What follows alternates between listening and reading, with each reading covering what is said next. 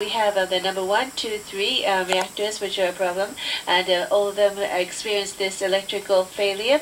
And again, the cooling system is not functioning. This means electrical failure? They are all this means cooling failure. All 3 of the reactors. So all 3 of the reactors have failures. And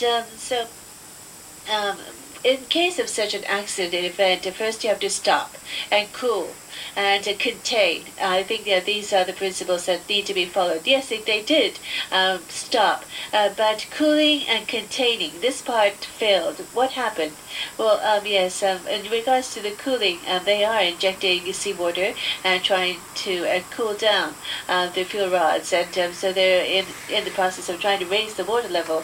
But when we talk about containment, yes, there is the containment vessel, and this should be retained because we don't want the radioactive substances to be released in a large amount outside. So we want to avoid the deformation of this vessel. And for this reason, it is most important that we try to reduce the pressure inside the containment vessel. And as a result of that, there was a small amount of radioactive substances released into the atmosphere. I think this is the likely scenario. So reducing the pressure inside the containment vessel means that you have to do the venting, releasing air out. As a result, within this air that has been released, it is likely that radioactive substances were included. But this will not have any major impact on the human health. Is that correct? Well, yes. We have to make sure at what location and what amount of radioactive substances were measured in the periphery to be able to say anything about that. Because at present we don't have that information at hand.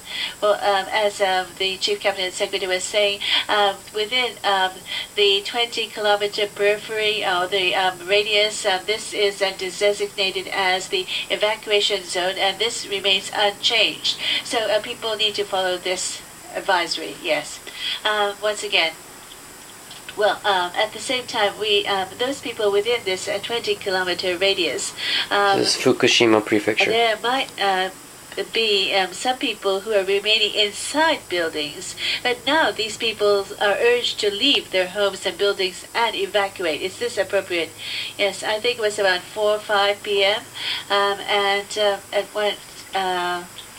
At one time, the number 1 reactor was on the verge of making progress, we said that the radioactivity measurement had been lowered, and at that point in time, the warning was released, and people were encouraged to leave their homes to evacuate to a different location. So if things are proceeding that well, then we could safely say that everyone has evacuated who are living in the 20-kilometer radius. But if there are still people remaining, then they have to follow these instructions. First of all, as we've been saying, these radioactive substances, you should not inhale these substances, so you have to wear a mask. And also, you should not have your skin exposed to these substances. Wash your hands, wash your face, and do not eat anything that has been exposed outside.